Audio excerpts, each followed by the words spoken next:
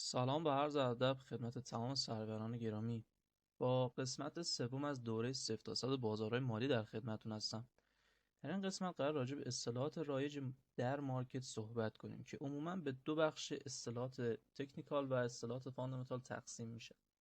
شما میتونید با یک سرچ ساده در یک مرورگر به این اصطلاحات دست پیدا کنیم و روشون تحقیق کنیم که ببینیم به چه شکله. اما در این جلسه قرار ما اون اصطلاحاتی که بسیار مهمتر هست و توضیح بدیم و اصطلاحات تکنیکال رو روی چارت یک توضیح مختصری بدیم و اصطلاحات فاندامنتال هم به صورت شفاهی و تعریفی بهتون یک توضیح بدیم. با یک سرچ ساده شما میتونین انواع سایت ها رو بالا بیارید. حالا من سایت فراچارت رو آوردم که تقریبا کامله. در قسمت اول میاد به شما میگه روند. خب روند چیه؟ اگر نظر توضیحی بخواین بهش نگاه کنین توضیحش رو جلوش نمیشه و میتونین بخونین، ولی از نظر تکنیکال اگه شما بخواین این مبحث رو بررسی کنین نگاه کنین ما سه تا روند داریم به طور کلی در مارکت. یه روند صعودی، یه روند رنج و یه روند نزولی. خب که به این شکله، یعنی شما وقتی که همواره دارین سقف و کف‌های بالاتر تشکیل میدین این روند صعودیه. خب به این روند صعودی گفته میشه. چرا؟ چون به سمت بالا داره حرکت میکنه. روند نزولیه که به این شکل که شما می‌بینید از سقف و کف‌های پایین‌تر تشکیل میده. به این روند نزولی میگن. چرا؟ چون داره به سمت پایین حرکت میکنه و قیمت همواره در حال کاهشه. حالا ما این وسط یه روند رنجی هم داریم که یا توی بازار سعودی رنج میزنه یا تو بازار نزولی. مثلا یک مارکت در حال حرکته، بعد از اینکه حرکت خودش به پایان میرسه رنج میزنه. مثلا توی یک لک قیمتی میاد به این شکل رنج میزنه و نه صعود میکنه نه نزول میکنه، هی سقف و کف میشکنه بعد نزول پیدا میکنه. به این روند رنج گفته میشه که شما باید قسمت بندی کنین. یعنی وقتی که میگین توی یک روند صعودی به این شکل داره رنج میزنه شما باید قسمت بندی کنین ببینید صعودی رنج شده، یعنی دیگه داره اون قراردادهای خرید به پایان خودش میرسه یا داره بازار نقدینگی جمع میکنه واسه لگ دوم حرکتی خودش واسه صعود. شما باید همواره اینو مبحث قرار بدین. پس روند چیه؟ روند به طور کلی میشه گفت حرکت مارکته که به کدوم سمت داره حرکت میکنه ببین میگن روند. حالا اگه بخوایم خط روند رو توضیح بدیم، خط روند میشه گفت وقتی شما یک حرکت صعودی دارین از کف هایی که تشکیل داده اگه بخواین یه خطی رو رسم کنین به اون خط میگن خط روند. یه چیز خیلی ساده، یعنی شما وقتی که بخواین یه خطی رو از این کف ها به هم دیگه متصل کنین در روند صعودی به اون خط میگن خط روند. یعنی کف ها رو وقتی به هم متصل کنین این خط میشه خط روند. همین روند در روند نزولی هم میتونه اتفاق بیفته. وقتی شما سقف ها رو به هم دیگه متصل کنین میشه خط روند. حالا در صعودی نقش حمایت داره، در نزولی نقش مقاومت داره. یعنی این کار مقاومت رو انجام میده، یعنی وقتی که دو بار میخوره بار سوم اینجا میتونید تریگر ورود بگیرین در سبک البروکس. ولی خب کاری که ما میکنیم بیشتر به عنوان نقدینگی در نظر میگیریمش. روند نزولی روند صعودی رو بهتون گفتم. کانال این چیزایی که اکثرا هست بیشتر مورد بحث تو سبک البروکسه. یعنی اینکه بگین روند به طور کلی خط روند بکشین و چنل بکشین کانال بکشین، اینا بیشتر مربوط به سبک البروکسه که ما بیشتر به دید نقدینگی به اون نگاه میکنیم که در مبحث تکنیکال و پیشرفته خدمتتون عرض میکنم. فعلا فقط صرف تعاریف کلیه که وقتی میگیم روند به این سمت بدون روند چیه، وقتی که میگیم استاپ لاس بدونین استاپ لاس چیه. چندان هم به همین شکل. شما وقتی که یک روند سعودی مثلا دارین دو طرفش رو بگیرین خط روند بکشین، هم سقف هم کف هم سقفش، این میشه چنل ما که میگم به این شکل داخلش حرکت خواهد کرد تا وقتی که بشکنه اینجا تریگر ورود بده. به این شکل چنل هم چیز خاصی نیست. چارت همین چیزی که ما داریم همش باش سر و کله داریم که به انواع و اقسام گوناگون هست. یعنی شما این چارت کندلی هست که به این شکله که به طور کامل ما باید با این کار کنیم. یه چارت خطی هست که به این شکل و انواع چارت‌های دیگه هم هست. ولی خب ما بیشتر با همین چارت کندل کار داریم و گاهن با چارت خطی. بیشتر از این دو با بقیهش ما سر کله نمیزنیم. ضرر که عنصر اصلی ما تو مارکته. یعنی ما باید درک کنیم چرا ضرر کردیم و ضررهای خودمون رو بپذیریم. اینجوری نباشه که وقتی که ما یک استاپ لاس خوردیم استاپ لاسمون رو تغییر بدیم. یعنی ما اگه توی یک معامله‌ای 0.5% اکانت رو ریسک کردیم، $50 ریسک کردیم، نگیم این برمیگرده بذاریم روی $100. یعنی مهمترین اصل مدیریت سرمایه که ما خیلی با این استاپ لاس سر و کله خواهیم زد. لاس که همون انگار ضرر میشه. استاپ لاس شما وقتی که میخوای یک معامله رو باز کنید، مثلا شما میایین سقف و کف میبینین، این تایم فریم خیلی بالاتر از اون تایم فریم که ما میخوایم معامله کنیم 4 ساعته، ولی به طور مثال دارم خدمتتون عرض میکنم، میایین یک ناحیه واسه ورودتون مد نظر قرار میگین مارکت قراره بیاد این قسمت از این قسمت ریورس بشه بره به سمت بالا، پس میشه اولین تریگر واسه شما ورود این قسمت. خب شما وقتی که میای این معامله رو اینجا میخوای قرار بدی، تیپیت میشه این سقف، استاپ لاست میشه این کف.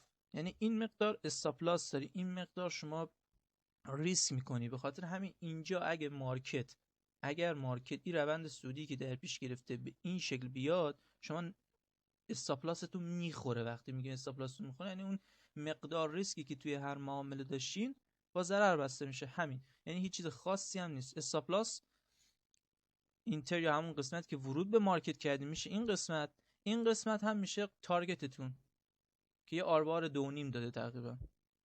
اوکی، این فقط به عنوان مثاله، اینکه بخوره یا نخوره هیچ اهمیتی نداره، باید بررسی بشه اونها دیگه. قسمت بعدی تارگت خدمتتون گفتم، همون تک پروفیت، انگار سودی که ازش گرفتین. لانگ، شورت، بای و سل. لانگ وقتی شما یک معامله انگار خرید باز میکنین بهش میگن لانگ یا بای، یعنی شما اون دارایی رو خریدید.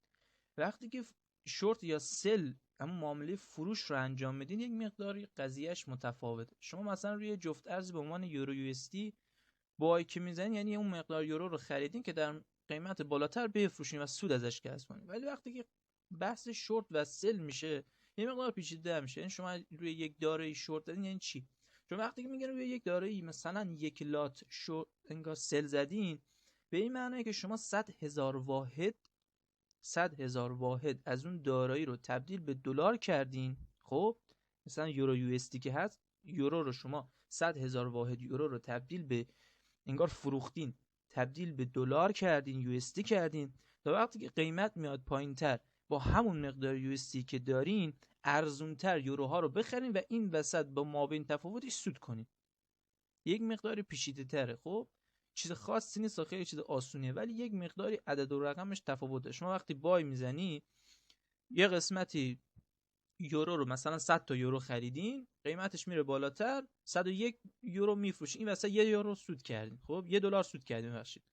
ولی وقتی که میخواین بفروشین شما اون 100 تا یورو رو قیمتش به دلار مثلا میشه $99.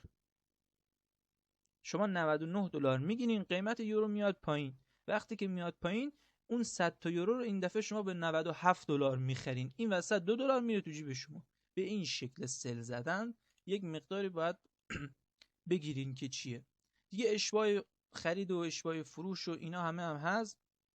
ماشه تریگر هم که میتونین، اینا توضیحاته. حمایت و مقاومت هم که گفتم مثل همون کشیدن کانال ها و اینا، پیوت و اینا تعریفاشو میتونین بخونین. سوینگ، هایلو، اینا همه تعاریف، یعنی بخواین برای خوندن میتونین بریم بخونین و یاد بگیرین، ولی نیازی به طور خاصی نداره. شما باش زیاد سرکله نمیزنین و به مرور خواهید دید. ترید میشه به معنی معامله کردن، معامله گر به معنی تریدره. اینا همه تعاریفه و به اون صورت روی چارت نمیشه توضیح داشت. ولی پول بک، مثلا پول بک شما میای یک ناحیه رو مشخص میکنی. خب به عنوان مثلا این ناحیه رو واسه بای زدن مشخص میکنی، میگی این ناحیه برای بای زدن خوبه. خب این نواحی بهش وقتی برگشت بخوره اون قسمت میشه پول بک. حالا در تعاریف البروکس که سبک تحلیل تکنیکال کلاسیک هم میشه گفت، شما مثلا وقتی در یک روند صعودی هستین، میان اینجا برای خودتون یک خط روند میکشین. بعد میگین خب ما منتظر شکست این خط روند میشیم تا به ما تریگر ورود بده.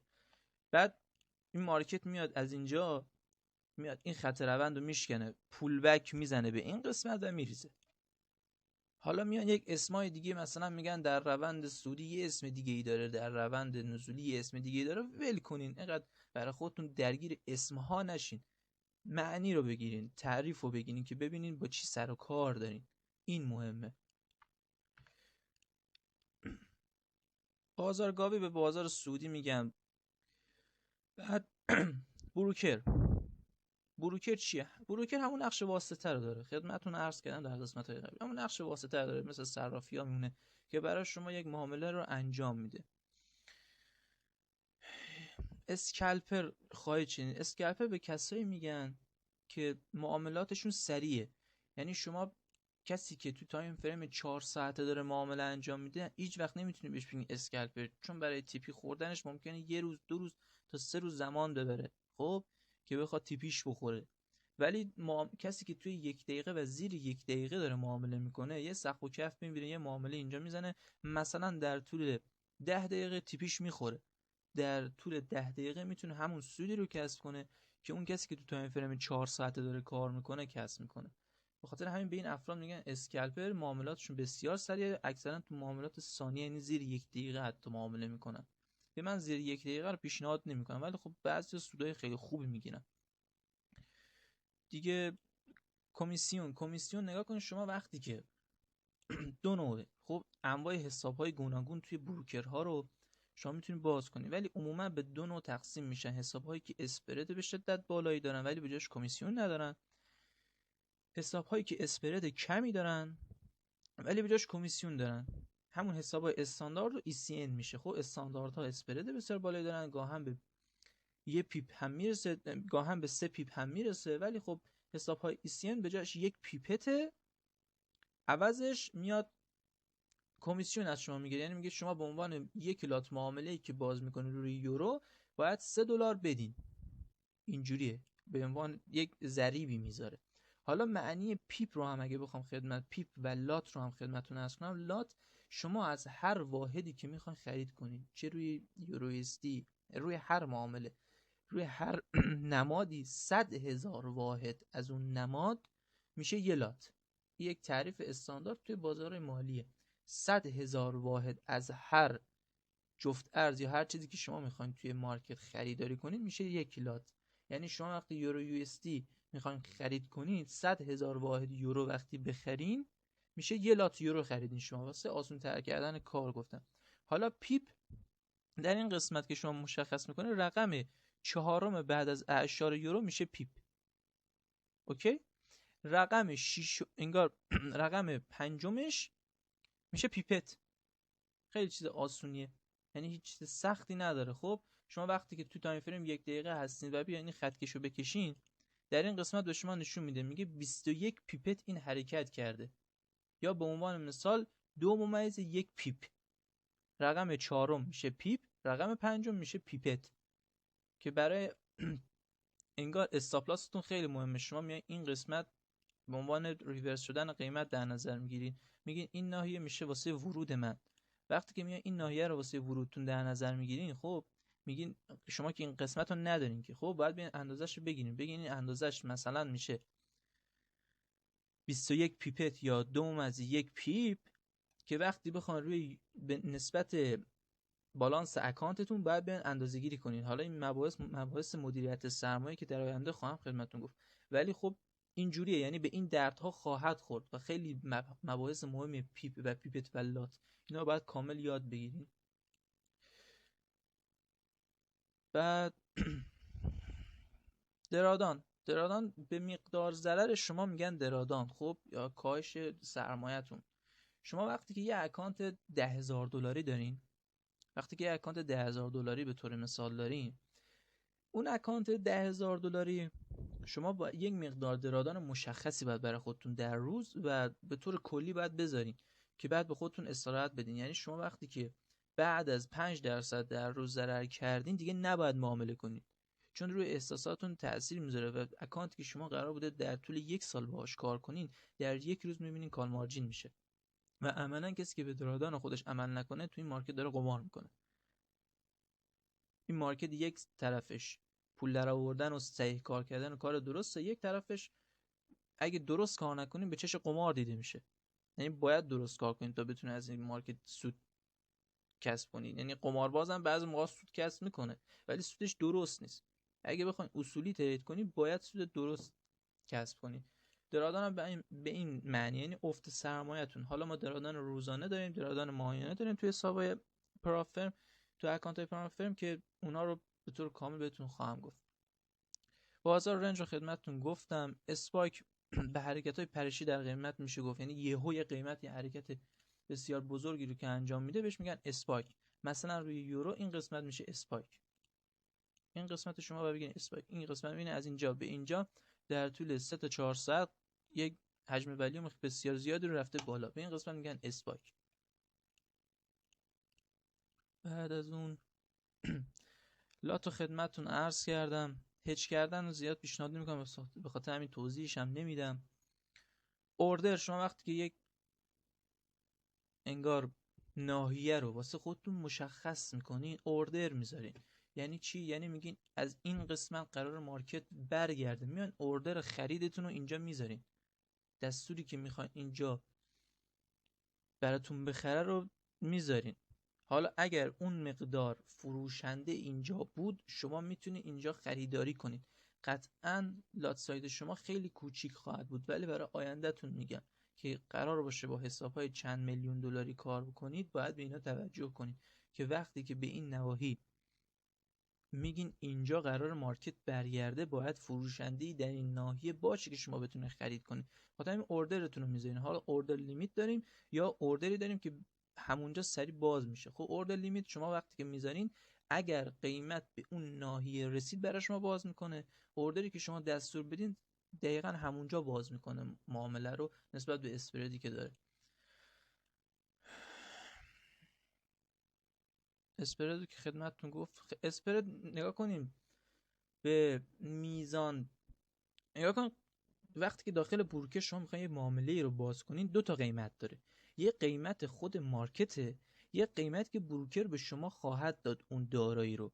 مثل اینه که شما میخوای بری یک مغازه چیز خرید کنی، اون خریدار اون فروشنده قطعا یک سودی رو برای خودش میکشه روی اون دارایی. اسپرد همین حکم رو داره. یعنی شما وقتی که میخوای یه دارایی رو به عنوان مثلا یورو رو بخری یه اسپردی داره که اون اسپرد رو شما باید مشخص کنید توی بروکرتون.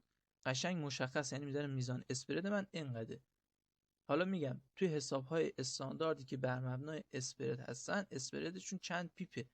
خب یعنی مثلا میگم شما میخوای بیا یک معامله رو اینجا باز کنی، مثلا میخوای بیا یک معامله رو اینجا باز کنی 2 پیپ اسپرد داره. خب 2 پیپ بالاترش میشه اینجا برات تو باز میکنه اگه بخوای بخری. اگه بخوای بفروشی همونجا انگار بهت معامله رو برات باز میکنه ولی خب اکانت همون اول میره تو ضرر، چون به عنوان برای مثلا 2 پیپ اکانت رو میبره تو ضرر. اینجوری میشه که اون اسپرد رو شما قشنگ درک میکنی. ولی خب مثلا اکانتایی که با کمیسیون کار میکنن که الان اکثرا همون با اون اکانت ها کار میکنن بر مبنای کمیسیونن. یعنی شما میای یک نایه رو مشخص میگه معاملات درجه در همون قیمت باز میکنه با اسپرد 1 پیپت 2 پیپت، خب عوضش $3 از شما کمیسیون میگیره. این تفاوت ها رو داره. اگه این تعاریف همش رو بخونین خیلی خوبه ولی خب من اونایی که بیشتر باش سر و کله دارین و خدمتتون دارم. لاتو پیپو که بهتون گفتم، پیپت هم بهتون گفتم بخونین بد نیست. لورج، نگاه کن لورج همون کار اهرم رو توی صرافی ارز دیجیتال انجام میده. حالا لورج تفاوت‌هایی داره توی بازار فارکس و توی بازار کریپتو. لورج شما میاد همون اول وقتی که میخواین یک حسابی رو باز کنید همون اول میاد مشخص میکنه. یعنی شما وقتی که $100 میذارین همون اول میگی ما لورج 100 به شما $10,000 میده، میگه شما برو با این $10,000 معامله کن.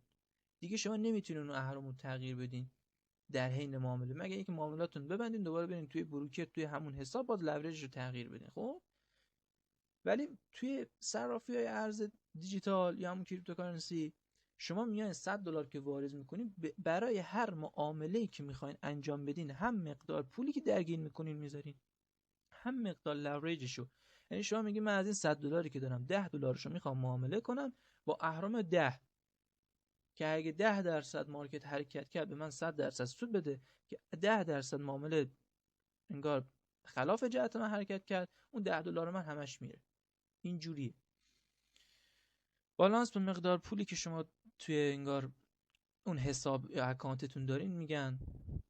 لیکویدیتی موجودی شناورتونه، یعنی شما $10,000 انگار چیز دارین، بالانس دارین. خب وقتی که $10,000 بالانس دارین، خب مارکت ممکنه خلاف جهت شما پیش بره، هنوز شما معامله رو نبستین. خب تا وقتی که شما معامله رو نبندین ضرر نکردین یا سود نکردین. خب ممکنه شما اینجا بیان یک معامله سل بزنین، مارکت بیاد پایین، بالانس $10,000 شما بشه $10,100، $10,200، $10,500، بعدش مارکت برگرده و استاپ لاس شما رو بزنه و ضرر کنه. خب موجودی شناور شما تا $10,100 رفته، $10,500 رفته، ولی سودی که شما از بازار کسب کردین هیچی بوده، حتی ضرر هم کردین، استاپ لاس هم خوردین. به خاطر همینه که میگن اگه سودی کردی توی مارکت دیدی جای خوبه داره برمیگرده، ببند معاملتو که سودتو از این مارکت گرفته باشی. کال مارجین به کسی میگن که دیگه اکانت مثلا میگن $100 داشته، $100 صفر شده 0.1 و دیگه نمید حق معامله نداره، کال مارجین شده بود، همه پولش دیگه رفته. اسلیپیج اگه بخوام یا اسلیپیج اگه بخوام بهتون بگم، شما بعضی موقع تو مارکت خبر دارین. خب بعضی موقع تو مارکت خبر دارین و حرکت‌های اسپاک و بسیار بزرگ این مارکت توی اون تایما انجام میشه. وقتی که توی این تایما اون حرکات بزرگ انجام میشه، بروکرها بین سفارشات خرید و فروش اختلاف میفته، به همین دلیل اون مقدار اسپرد به شدت بالا میره. یعنی مثلا شما میبینین اسپردش 2 پیپت بوده، یهو وقتی که تایم خبر میشه 20 پیپت میشه، 30 پیپت میشه، یا مثلا نزدیک به 50 پیپت میشه که این عدد بسیار بالاییه.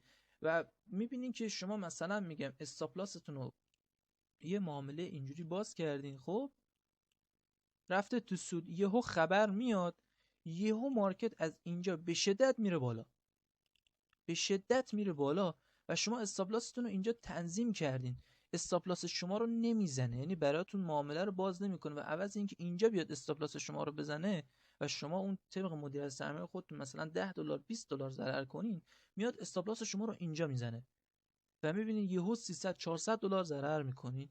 این اتفاق توی تایمای خبر و تایمای میفته که قیمت ناگهانی حرکت میکنه. به خاطر همین شما تا جایی که میتونین نباید در تایم خبر معامله باز کنین و اصلا نباید باز کنین، چون اکثرا با اسلیپیجی که داره باعث ضررتون میشه و ممکنه اکانت رو از دست بدین یا حتی فومو بگیره، کلا کال مارجین بشین. تعریف بعدی لیکویدیتی به نقدینگی گفته میشه که حالا بسیار مبحث بزرگیه که باید خدمتتون عرض کنم. و کورلیشن اگه بخوام اینو براتون توضیح بدم، نگاه کنیم ما بین چارت های گوناگون همبستگی داریم. همبستگی یعنی شکلشون شبیه همه، حالا تفاوت های بسیار زیادی ندارن، تفاوت هایی دارن ولی نه بسیار زیاد. مثلا شما وقتی که با یورو یو اس تی داری معامله میکنی، خب با جی بی پی یو اس تی هم میتونی معامله کنی چون جهتشون یه حرکتن.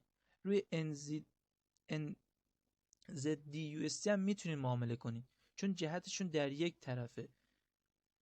همبستگی دارن، همدیگه رو انگار با همدیگه حرکت میکنن چون یه طرفشون USD، خب یعنی USD که بی ارزش بشه جفت اونا قیمتاشون میره بالا. همبستگی دارن و با همدیگه حرکت میکنن. شما میتونید اضافه کنید، یعنی مثلا الان یورو USD که هست، جی بی پی USD که شما اضافه کنید،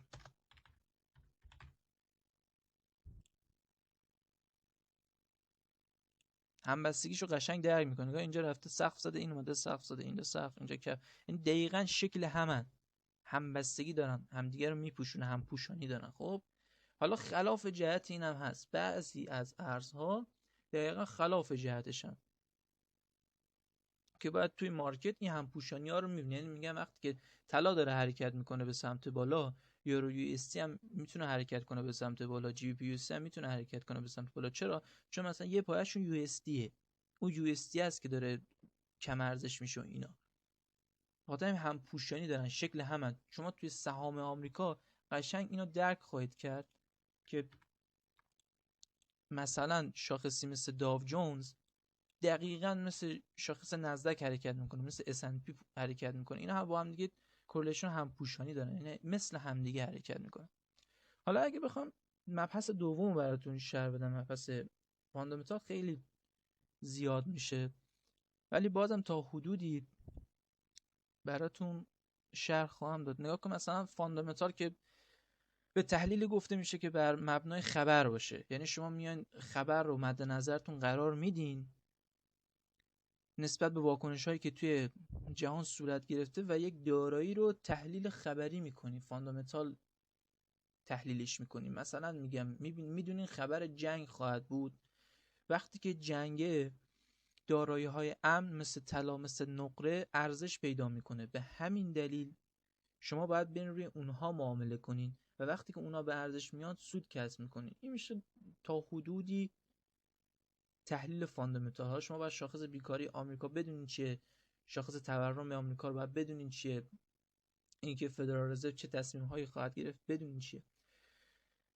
سنتیمنتال به تحلیلی گفته میشه که بر مبنای احساسات و عقاید اکثریت جنبه تریدرهای یک مجموعه رو داره. یعنی شما باید بدونین که اکثریت تریدرها مثلا روی شاخص نزدک چه دیدی دارن، صعودی یا نزولی. نظر منو بخواین فقط به چشم یک گوشه چشمی بهش نگاه کنین و اصلا حتی بهش نگاه هم نکنین بهتره.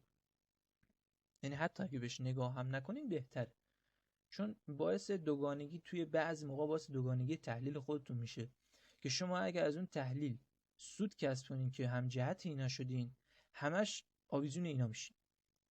و اگر از اون تحلیل ضرر بهتون بخوره دیگه خیلی بدتره، چون هی خودتون رو میخورین میگین آره تحلیل من درست بود، به خاطر به حرف یه عده‌ای گوش کردم ضرر کردم، هی خودخوری میکنین. به همین دلیل ترجیحاً هیچ وقت به حرفاشون توجه هم نکنین. سایت های زیادی هست که شما میتونید برین سرچ کنین نظر اکثریت تریدرها رو نسبت به یک دارایی بدونید، ولی بهتره که اصلا سمتش هم نرید. کارنسی همون ارز واحد پول هر کشوره. فدرال رزرو که بانک مرکزی ایالات متحده آمریکاست دیگه. اثبات و فیوچرز، اگه بخوام یک مثال ساده براتون بزنم، به معاملاتی که شما از اون یه چیزی میگیرین. یعنی شما وقتی که یه معامله‌ای باز میکنین، شما ریال دارین میرین دلار میخرین، این بهش معامله اثبات گفته میشه. شما یه چیز خریدین، اوکی، هیچ لوریجی نداشته، هیچ حاشیه سودی نداشته، همین بوده که شما رفتین یک داری پولی دادین یه چیزی گرفتین. خب این بهش میگن معاملات اثبات. معاملات آتی شما میان میگین من $100 دارم، یک مقدار لوریج هم قاطیش میکنم، میگم در این مدت زمان قیمت خواهد رفت اونجا، یعنی قیمت اونجایی که من میگم خواهد رفت، این 100% میره اونجا. خب اگر بره شما به نسبت اون لوریجی گذاشتین یه قراردادی بستین، سود کسب میکنین. اگر نره ضرر دیگه، همون مقداری که ضررتون بوده، که اکثرا تریدرها با فیوچرز کار دارن. مارکت کپ، شما نگاه کنید مارکت کپ، یک مثال کلی بخوام بزنم، ارزش کل یک سهامو بهش میگن مارکت کپ. مثلا شما خیلی خواهشین مارکت کپ بیت کوین این مقداره. یعنی چی؟ یعنی مثلا میگم اگر شما 2 میلیون بیت کوین دارین، خب 2 میلیون و 100 بیت کوین دارین، اگر مارکت کپش الان این مقدار باشه، مارکت کپ تقسیم بر تعداد اون بیت کوین ها و تعداد اون شاخص سهام ها میشه قیمت اون دارایی. ارزش کلی یک دارایی تقسیم بر تعداد اون دارایی میشه ارزش هر واحد اون از اون دارایی. خب قیمت بیت کوین به این شکل تشکیل میشه. یعنی وقتی که سرمایه‌گذارا میان روش سرمایه‌گذاری میکنن و مارکت کپش افزایش پیدا میکنه، چون تعداد یکسان بوده، یعنی تعدادش تغییری نکرده، مارکت کپ افزایش پیدا کرده، باعث صعود قیمت میشه. مارکت کپ به طور کامل میشه ارزش یک دارایی. فاند به معنای سرمایه است. فارکس بازاری که از تبادلات ارز خارجی در مقابل هم پدید میآیند، یا همون بازاری که ما داریم داخلش کار میکنیم. بعد سواب، نگاه کنید، سواب به بهره شبانه میگه. شما بعضی موقع ها نباید همچین اتفاق بیفته، حتی شما اکثرا دیلی تریدر خواهید بود و بیشتر به سمت اسکلپری، یعنی شما نباید معاملاتون از یه روز بیشتر بره. ولی وقتی که شما معاملاتتون از یه روز بیشتر خواهد رفت، به اون معاملاتتون سواب تعلق میگیره.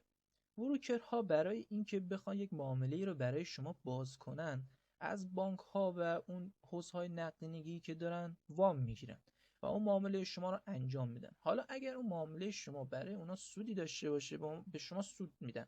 خب اگر معامله شما برای اونا ضرر داشته باشه، ضررش یعنی از شما اون کامیشن و اون کمیسیونی که به عنوان سواب هست ازتون میگیرن. خب شما میاد یه لات معامله روی یورو باز میکنی، یورو نزولی میشه.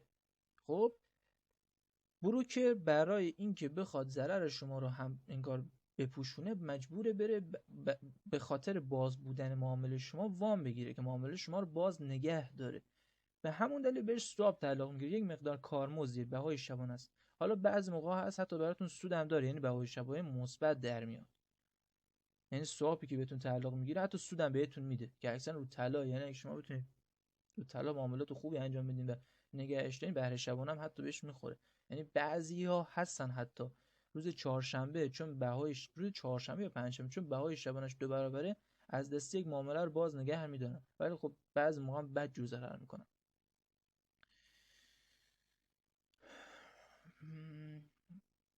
اینا تا حدودی چیزی نداره بیشتر تعریف. آره، تعریف کلی ما تموم شد. اصطلاحات باز هم اگر خودتون یک سرچ کامل بکنید، اون چیزایی که نیاز داشتین و به گوشتون خواهد خورد و من گفتم. بازم اگر چیزی به گوشتون نخورد، با یک سرچ ساده میتونین معنی اونو بفهمید و هیچ چیز سختی نداره. خب این که مثلا کندل به معنی شمعه زیاد چیز سختی نداره، مثلا اوپن و کلوز و های و لو، اینا یه چیز سختی نیست که من بخوام دونه به دونه اونا رو براتون توضیح بدم، چون چیز واضحیه.